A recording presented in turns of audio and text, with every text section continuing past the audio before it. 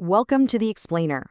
Today, we are diving into the dramatic, violent reign of an ancient king who was just caught between prophecy and politics. His story, well, it's one of partial reforms, constant war, and a bloody end that was actually foretold before he even took the throne. Now, this right here, this was the prophecy hanging over the house of King Ahab. A divine judgment for murder, for stealing an innocent man's land. It was a dark promise, and it was a prophecy his son, Jehoram, would inherit right along with the crown. So to really get a handle on Jehoram's tragic end, we've got to go back to the beginning of his chaotic reign. We need to see how the shadow of his parents' legacy followed him every single step of the way. Okay, let's get into it.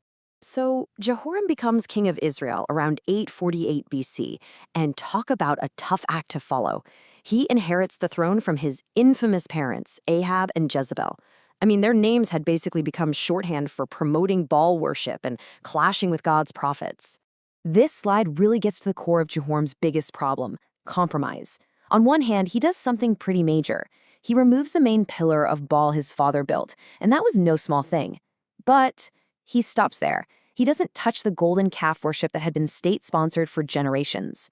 So this half measure, it left him in this political no-man's land, not really satisfying anyone. Jehoram's rule wasn't just shaped by his spiritual baggage. It was also defined by these constant threats from the outside that were always testing his kingdom's strength and, his own shaky faith. His entire time as king was basically just a fight for survival.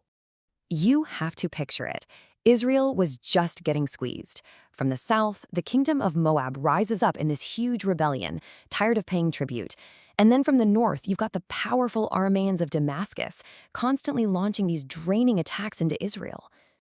And this is where history gets so fascinating, because we actually have the other side of the story, literally carved in stone.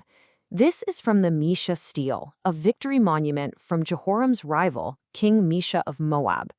He's essentially bragging about throwing off Israelite oppression. It's this incredible, tangible piece of evidence that confirms the biblical story from the enemy's point of view. Now, in the middle of all these crises, Jehoram has one of the most complicated, kind of contradictory relationships in the whole biblical story, his on-again, off-again reliance on the prophet Elisha. He was a king of convenience, when his armies were trapped in the desert with no water or when the enemy seemed to know his every move, then he'd desperately go looking for the prophet. But this was faith born out of pure desperation, not any real conviction. I mean, Jehoram didn't just hear about miracles, he saw them up close and personal. This slide breaks down one of the wildest events. First, Elisha acts like this one-man intelligence agency, telling Jehoram all the enemy's plans. So, the Arameans send a whole army just to capture him. Elisha prays, and poof, they're all struck blind. And then, this is the best part, he personally leads the blinded army right into Jehoram's capital and just hands them over. Jehoram saw absolute proof of divine power, and it still didn't seem to stick. But these incredible miracles didn't bring any lasting peace. The wars with Aram just kept dragging on. At one point, the Aramean army surrounded the capital, Samaria, so tightly that it caused this horrific famine. I mean, things got so bad people were resorting to cannibalism just to survive. And in a moment of just sheer panic and rage, what does Jehoram do? He turns on the very prophet who had saved him before. He sees all the suffering, blames Elisha's God for the whole mess, and in his desperation, he actually sends a soldier to execute the prophet. Okay, so let's move to the final act of this tragedy. After years of war and compromise and all these divine warnings, that prophecy hanging over Jehoram's house finally comes due in a shockingly violent coup. The stage was just perfectly set. Jehoram was at his most vulnerable. He'd been wounded in another battle against the Arameans and was laid up, recovering in Jezreel. It was at this exact moment that the prophet Elisha sets the final judgment in motion by anointing this fiery army commander, Jehu, as the new king. So, Jehoram sees this chariot approaching. It's his top commander. He probably thinks he's getting a battle report. He rides out to meet him, and his first question just shows how clueless he is about the whole plot. He asks, "Is it peace, Jehu?" Jehu's response is just brutal and direct. He immediately brings up the sins of Jehoram's mother, Jezebel. By doing that, he was basically declaring this a holy war. In that one instant, Jehoram gets it. This isn't just a mutiny, it's a divine judgment. He screams, "Treachery!" and tries to run, but it was way too late. And it all came down to this one single fatal moment.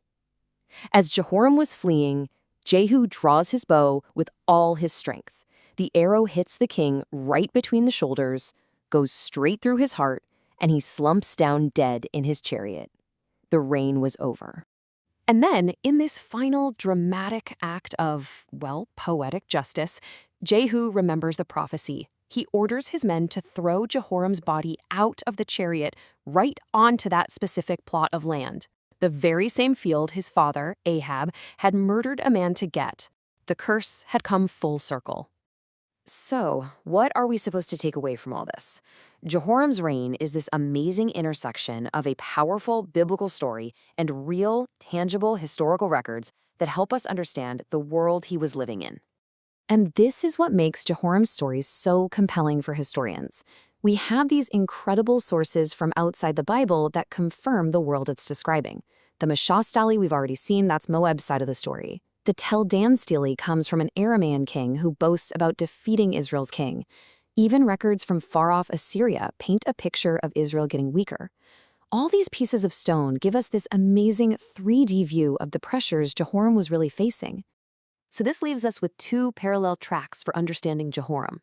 From the biblical view, he's this cursed king whose fate is sealed by his family's sins and his own spiritual wishy-washiness. From the historical view, he's the ruler of a kingdom that's being crushed by huge geopolitical forces. The cool thing is, these views don't contradict each other. They actually make each other richer. And this all brings us to the ultimate question of Jehoram's story, right? Was his fate sealed by that prophecy before he even put on the crown? A divine sentence for his father's crimes? Or was he just a casualty of history, an unlucky guy who inherited a collapsing kingdom at the worst possible time? The Bible and the historical records, they both seem to suggest that the answer isn't one or the other, it's both. He was a compromised king ruling a crumbling kingdom, caught right between the forces of history and the fulfillment of prophecy.